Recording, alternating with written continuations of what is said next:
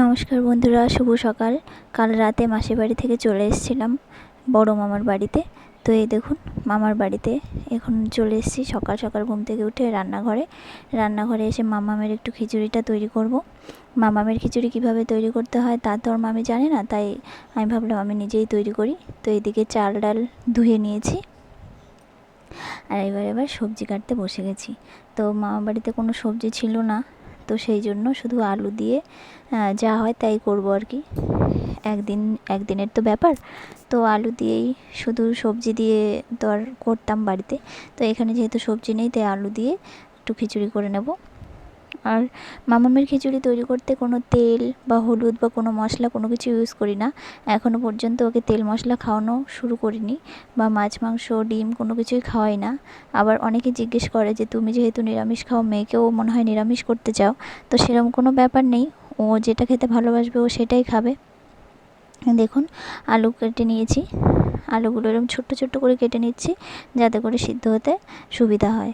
বড় বড় করে কাটলে আলু সেদ্ধ হতে চায় না, এমনকি সেদ্ধ হয়ও না। ভাত ডাল হয়ে যায়, সমস্ত কিছু হয়ে যায়, তবুও আলুটা সেদ্ধ হয় না খিচুড়িতে। এইদিকে দেখা গেল চাল সমস্ত গলে একদম ডাল হয়ে গেল, কিন্তু এদিকে আলুই গললো না। তাই জন্য ছোট্ট ছোট্ট করে কেটে নিচ্ছি।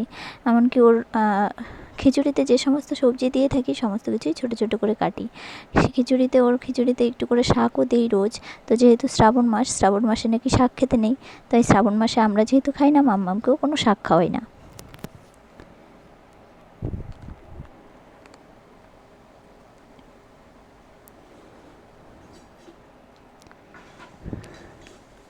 দেখুন কত ছোটো ছোটো করে আলুগুলো কেটে নিচ্ছি। এই যে একদম গুঁড়ি গুঁড়ি করে কেটে নিয়েছি। তো আমার আলু কাটা হয়ে গেছে। এবার এই দেখুন চাল ডাল দিয়ে দিয়েছি, এর মধ্যে হলুদ দেবো না, শুধু একটু লবণ দেব। যেহেতু বাচ্চাদের খাদ্য হজম করার মতন এখনও পর্যন্ত তো তেমন শক্তি হয়নি, তাই এখনও আমরা মশলা টশলা ইউজ করি না। ডাক্তার যেমনভাবে বলেছিল ঠিক তেমনভাবেই খাওয়াই। আর এদিকে বড় মামার যেহেতু বিড়ির ব্যবসা আছে, সমস্ত শ্রমিকরা বিড়ি জমা দিতে এসেছে, তাই বড় মামা বড় মামি দুজনেই বসে পড়েছে বিড়ি জমা নেওয়ার জন্যে। আর এই যে দেখুন সঙ্গে এসেছিলো একটা দুষ্টু বাচ্চাটা এত দুষ্টু মানে না দেখলে বুঝতে পারবেন না। সে একবার টেবিলে উঠছিল, একবার চেয়ারে উঠছিল, এটা ফেলছিল ওটা ফেলছিল। তো তাই ওকেও একটু ভিডিওতে দেখালাম। বাচ্চারা তো দুষ্টুমি করবেই, তবে কেউ একটু কম করে আর কেউ একদম অতিরিক্তই বেশি করে। এই দেখুন কিভাবে বিড়ির প্যাকেট করে, আমিও কখনো সামনাসামনি দেখিনি, তাই আমি দেখছি। এগুলো এইভাবে কাগজে করে প্যাকেট করে আবার অন্য ফ্যাক্টরিতে যাবে, সেখান থেকে আবার গিয়ে বিড়ি প্যাকিং হবে। এই দেখুন ওই বিড়ির ইসের মধ্যে একটা খারাপ ছিল, তো সেটা আবার রিপ্লেস করে আবার অন্য একটা ঢুকিয়ে দিল। লোকে কত নেশা করে, তাই ভাবছি এত বস্তা বস্তা বিড়ি এগুলো সব লোকে মানে সেবন করে ফেলবে, ভাবা যায়? মানুষ মরার জন্য টাকা খরচ করে, মানে জানে এটা খেলে মরবো তবুও টাকা খরচ করে। তো এই দেখুন একটা পেপারের দিয়ে এইভাবে ঢেকে নিয়ে এবার একটা সুতো দিয়ে মুড়ে নেবে।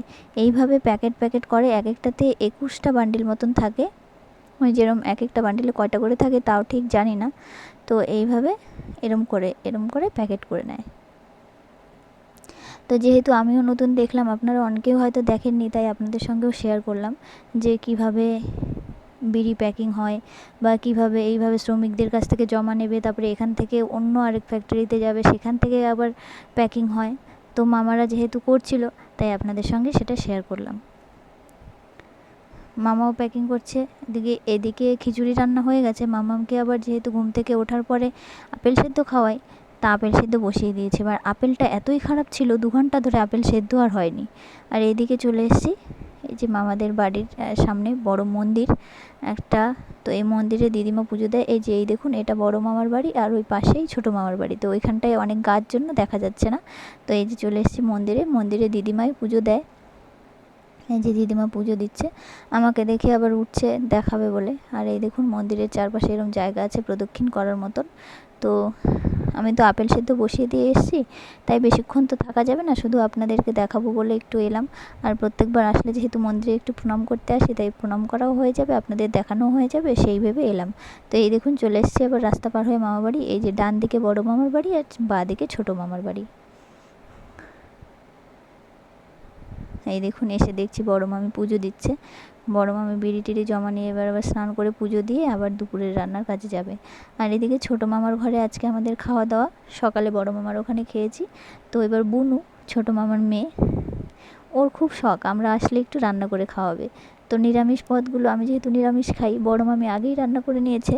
এবার বুনু যেহেতু পড়তে গেছিলো, নিরামিষ কিছু করতে পারেনি, তো ওর ইচ্ছা মাংস রান্না করে দাদাকে খাওয়াবে, তাই ও মাংস রান্না করছে। আর এদিকে প্রচণ্ড গরম, তাই ছোটো মামি হাত পাখা নিয়ে হাওয়া করছে। এবার বুনু বলছে মাংসটা দিতে পারছি না, তুমি একটু মাংসটা দিয়ে দাও। তারপর মামিও একটু হেল্প করছে।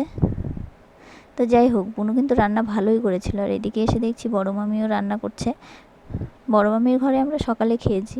তো এখানে আসলে এরমই হয়ে যায়, আমরা একদিন বা হয় রাতে আসি, পরের দিন আবার বিকেলে চলে যাই। তো এখানে খাবো না ওখানে খাবো। আর এই দেখুন, এটা কি বলুন তো, আমি তো জীবনে কখনো দেখিনি, তাই আপনাদের দেখাচ্ছি। আপনারা হয়তো দেখে থাকবেন অনেকেই, আবার অনেকে দেখে থাকবেন না।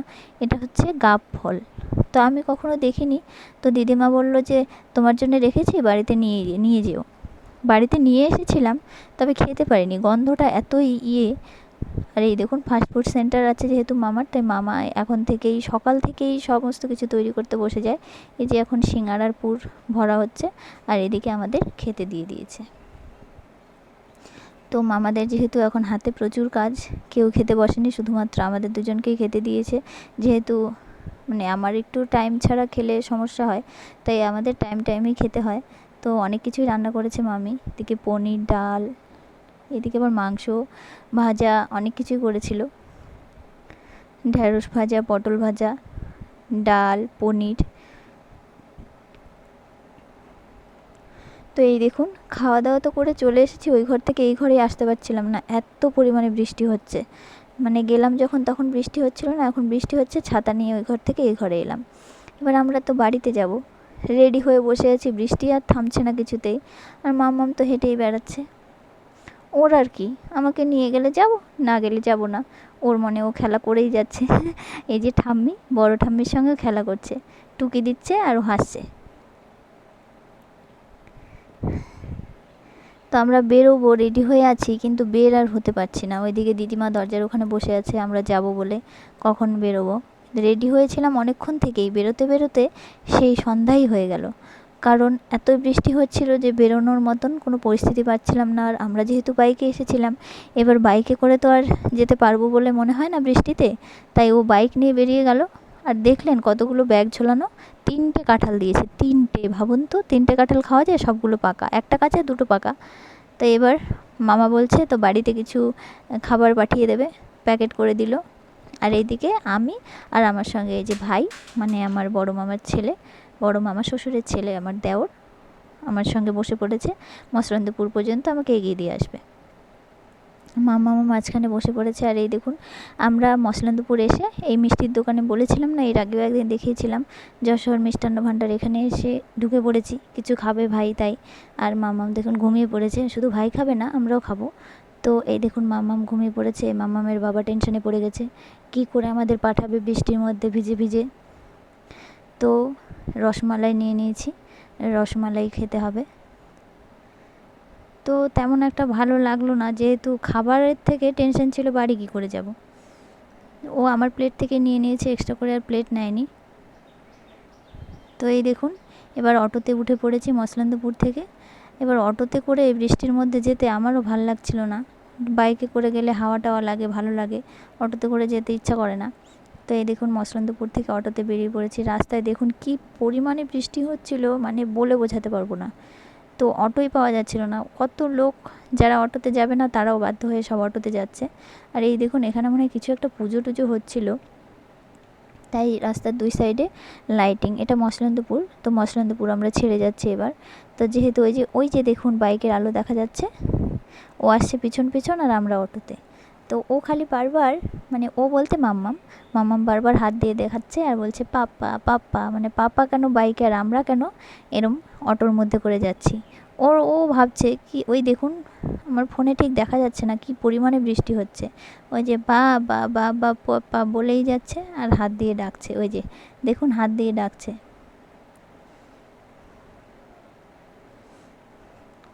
ও ওর ভালো লাগছে না, আমরা দুজন অটোতে যাচ্ছি, একসঙ্গে বাইকে যাবে, ও বেশ মজা করে বাইকে যেতে। তো যাই হোক, ভিডিওটা কেমন লাগলো অবশ্যই জানাবেন কমেন্ট বক্সে কমেন্ট করে। ধন্যবাদ।